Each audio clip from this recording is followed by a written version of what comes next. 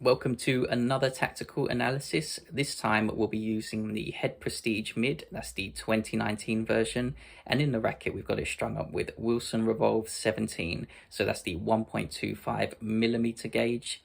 And I'll do the usual, I'll pull up some stats from the Racket Recommender tool as well as the String Performance database before detailing my on-court experience where I thought the setup was strong and where I thought the weaknesses lay at. So let's get into the video. And using the Racket Recommender tool, I've got a few stats for the Graphene 360 Plus Prestige Mid, and the head size is noticeably small at 93 square inches. The frequency is at 135.4 hertz, which is quite low on the scale, and you'd expect a little bit more comfort, but at the expense of less trajectory control and spin, all things being equal. And finally, we've got a shot speed of 65.7 miles an hour. So I'd say that's about average or maybe slightly above average, and interesting stats. So let's move on to the string. And using the String Performance database, a few notable stats for the Revolve 17 string. The first being 192.0 is the stiffness rating, so that's about mid to high range, I'd say. And then coupled with that is a energy return of 87.2%. So them two being slightly above average, you'd expect the ball to compress a little bit more than a softer setup.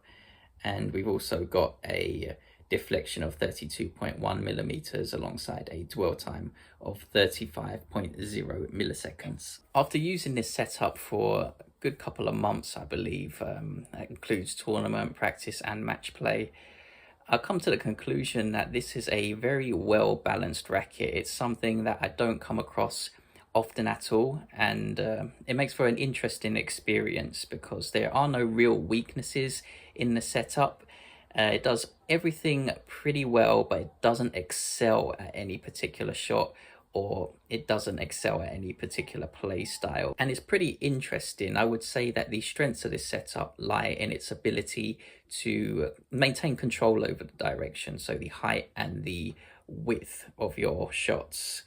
And I'd attribute this mainly to both the stiffness rating, which is 192.0 pounds, so about mid-range, possibly mid to high range, and the deflection, which is 32.1 millimeters, so again mid-range. And couple those two together, you get a very well balanced racket that maintains control over most incoming shots, whether they are high bouncing, lots of RPMs, or even incoming speed off of a flat first serve from your opponent. And while it doesn't excel at anything, that control gives you confidence to rally from the back of the court, come forward, play drop shots if necessary. And so, yeah, you've got access to every type of shot, and most play styles will be able to adapt to this setup. So very cool, a very interesting setup. And onto the weaknesses. And as I've stated before, this racket is very well balanced. It does pretty much every shot to a decent standard. But the main problem I think that this racket or this setup has is that it doesn't excel at anything. So if you are a player that has a particular shot that you want to amplify, whether it be a big first serve or you play with a lot of spin on a particular ground stroke, this string or this setup isn't going to get the most out of your strengths. It does everything well, but just doesn't excel at one particular shot or one particular play style. And so interestingly enough, its strength is actually also a weakness if you look at it in that way. The other negative I wanted to highlight was maybe the lack of length control when you're going all out aggression. So if you wanted to be very aggressive from the back of the court, if you play on slower courts where you need to up the aggression to finish the points, I don't think you're going to enjoy this setup tremendously. It will probably perform better on quicker courts, lower bouncing courts, but if you do play on slower, grittier, higher bouncing courts, probably not going to be your favorite setup. And I'd attribute this down to, again, a combination of the stiffness rating being at 192.0 pounds, which is mid-range, alongside the energy return of 87.2%. So if we wanted a bit more length control, we would have to increase the numbers, both for the stiffness and both for the energy return.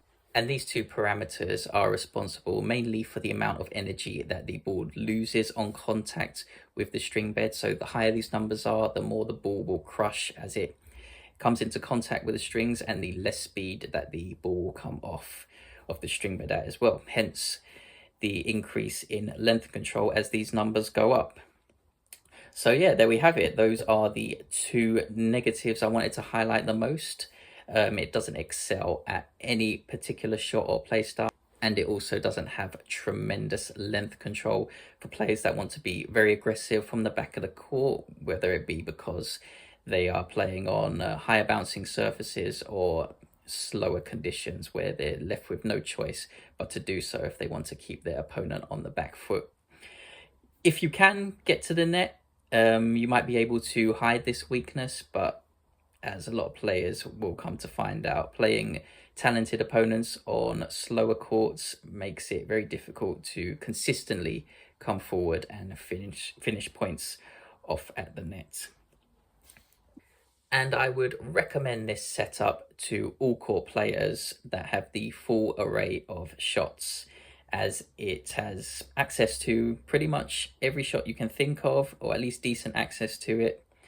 And also I would recommend it for perhaps intermediate players that are transitioning towards advanced, as these players may not know where their strengths lie, and this racket can help them figure that out as they execute different strategies, tactics, and learn what it is they excel at in their game. And then from there, it could almost be a stepping stone to a more specialized setup.